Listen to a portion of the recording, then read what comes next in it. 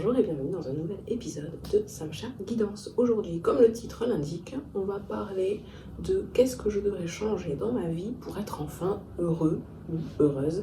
C'est parti!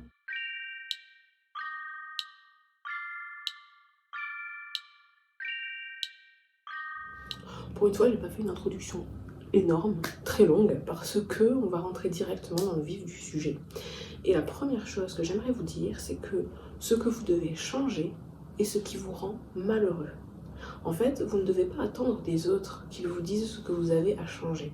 Parce que chaque comportement que vous avez eu, et peu importe la personne qu'il y avait en face, vous a causé soit du bien, soit du tort. Et encore une fois, je le répète, ça n'a rien à voir avec la personne en face. Quand vous vous remettez en question par rapport à un comportement que vous avez eu, vous devez vraiment ressentir au fond de vous quel impact a eu ce comportement sur vous. Est-ce que vous avez eu l'impression d'être aligné avec l'intention de faire du bien, de donner de l'amour? Parce que donner de l'amour, ce n'est pas forcément, ni toujours, donner à l'autre ce qu'il veut. C'est aussi savoir poser ses limites, c'est aussi dire non quand on le ressent. Et dans ces moments-là, peu importe comment la personne le prend, parce qu'en fait, elle peut le prendre comme elle veut. Elle peut le prendre bien, elle peut le prendre mal, ça peut causer une rupture, ça peut renforcer un lien, cela dépend de chaque personne. Elle peut se sentir trahie, elle peut se sentir humiliée. Bon. Nous avons une petite mouche qui se balade, là, on va faire comme si elle n'y était pas. Hein. Donc, vous voyez, mon discours est simple. Quand vous ressentez une sensation très désagréable au fond de vous, après avoir mis en place un stratagème, un comportement, des paroles, posez-vous cette question: est-ce que ce que j'ai fait a résonné avec mon cœur? Est-ce que ce que j'ai fait, finalement, était en adéquation avec la personne que je suis ou celle que je tends à devenir? Parce que comme je l'ai dit, on peut avoir des objectifs qui sont clairs, c'est-à-dire vivre dans l'amour, dans la paix et l'harmonie.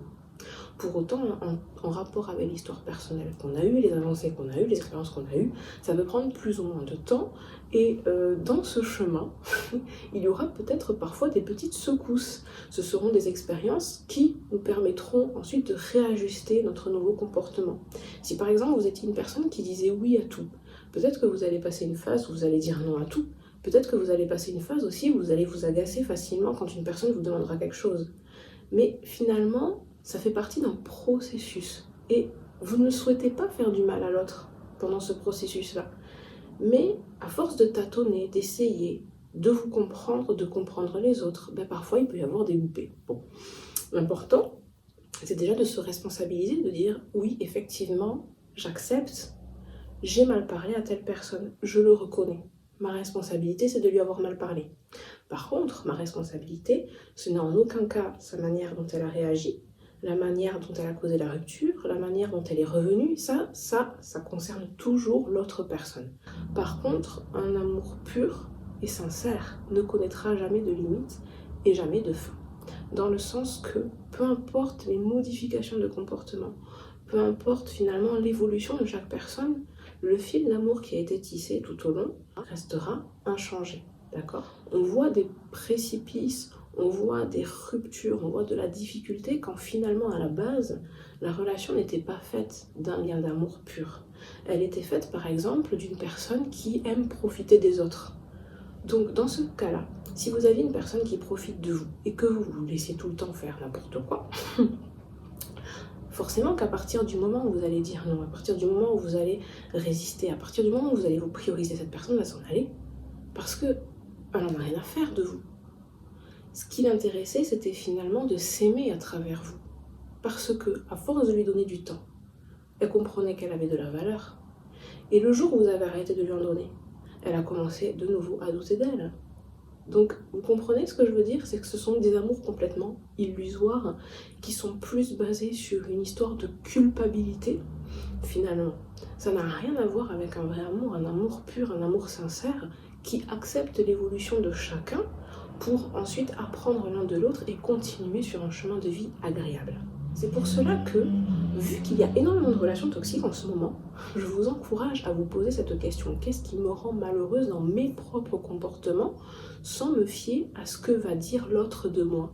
Parce que finalement, si vous vous fiez toujours à ce que l'autre va dire de vous, déjà vous allez perdre confiance en vous, puisque votre libre arbitre, vous allez le donner totalement à une autre personne qui, pareil, ne le mérite pas du tout. D'ailleurs, personne ne mérite d'avoir votre libre arbitre. Vous devez le garder, le conserver, comme on le dit sur cette chaîne. Gardez votre libre arbitre, vous en aurez besoin ici et ailleurs. Donc ne laissez pas votre libre arbitre à quelqu'un, ne laissez pas votre libre arbitre à vos parents, à votre famille, cousins, cousines, peu importe, tantes, neveux, nièces, vos amis, vos petits copains, parce que à cet instant-là, quand vous regardez cette vidéo, c'est peut-être que vous ne savez pas encore réellement qui vous êtes.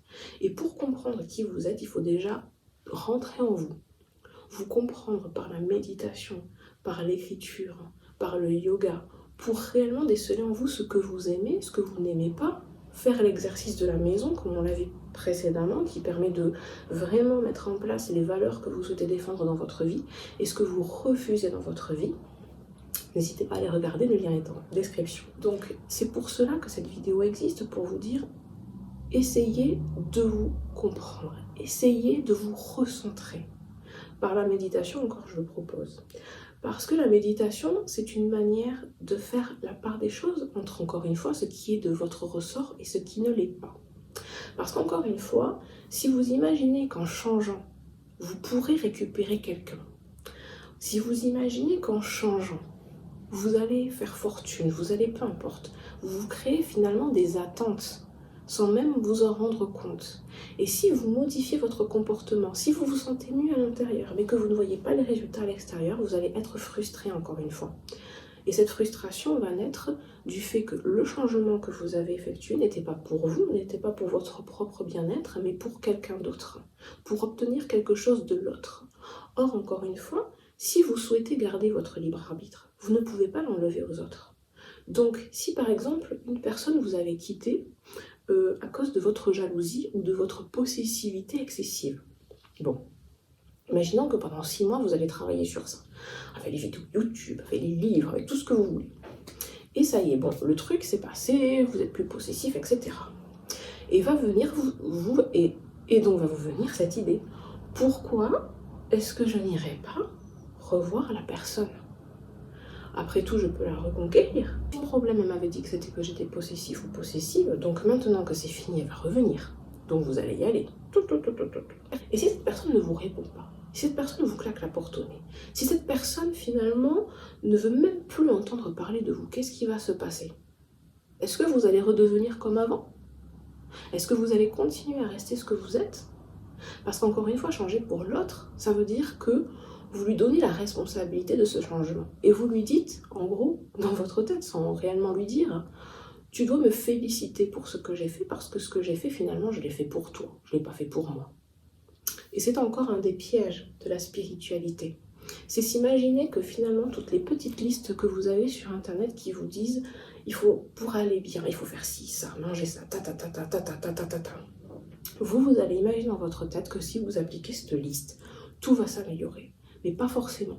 Ou peut-être que oui, mais ça dépend de chaque personne, de chaque individu, de chaque besoin.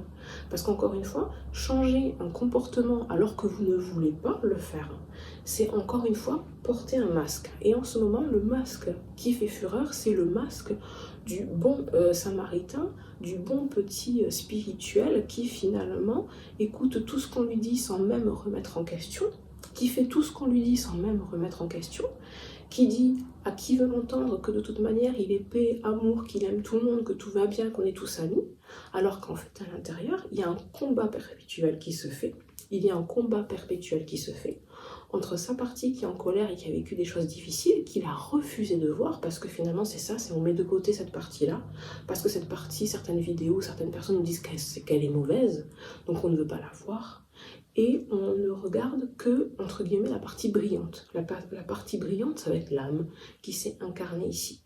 Mais pour autant, l'âme, si elle s'est incarnée ici, c'était pour vivre une histoire, pour vivre une expérience. Donc cette partie, vous ne pouvez pas la nier. Parce que justement, votre âme, elle est venue pour vivre cette partie-là. Pour la comprendre, pour l'assimiler, ce qui vous permet aussi de comprendre un peu mieux les autres. De mieux les jauger, de mieux comprendre ce qui est bon pour vous dans la relation ou au contraire s'il est mieux pour vous de l'arrêter. Parce que c'est ainsi. Il y a des personnes avec qui vous vous entendrez, des personnes avec qui vous ne vous entendrez pas. Ça ne veut pas dire que vous les aimez ou que vous ne les aimez pas. Ça veut tout simplement dire qu'à un moment donné, vous avez la capacité de comprendre que chaque personne a une manière de voir la vie qui est différente, un chemin vers le bonheur qui est différent et qu'il vaut mieux s'associer à des personnes qui ont un peu notre manière de voir plutôt que de dévier vers des personnes qui ont des manières désuètes ou d'anciennes façons de voir la vie. Parce que ces personnes-là, finalement, quand on s'oblige à rester avec alors qu'on a envie de partir, encore une fois c'est ça, c'est qu'on a envie de partir. Si vous avez envie de rester, tant mieux, très bien. Enfin, si vous avez envie de rester, très bien. Par contre, s'obliger à rester avec ces personnes parce que vous vous dites qu'elles vont changer, parce que vous dites que vous pouvez les aider, encore une fois on retombe dans ça, c'est illusoire parce qu'elles ont leur propre chemin à faire. Vous pouvez pas les obliger à aller plus vite. Les obliger à aller plus vite, c'est un peu comme le dernier film des Gardiens de la Galaxie. C'est finalement essayer de manipuler tout le monde autour pour que tout se passe comme nous on veut, sans accepter le cheminement interne de chaque personne, en faisant des clones de personnes qui suivent des règles dont elles n'ont aucune compréhension. Et s'empêcher d'être soi-même aussi à la base, parce que à force de vouloir que les autres soient parfaits, nous on s'impose une perfection qu'on ne peut pas atteindre. Parce que seul Dieu est parfait, parce que Dieu il est tranquille dans son petit moment, dans son petit endroit, et que nous on est ici, on a accepté de vivre des expériences qui sont parfois pas faciles, et qu'il faut les accepter. Ceci était une vidéo plus longue que d'habitude parce que je trouvais que ce thème de qu'est-ce qu'il faut changer est très important, sachant que la seule personne qui peut savoir c'est vous. À la semaine prochaine, passez une très bonne journée. Bye bye.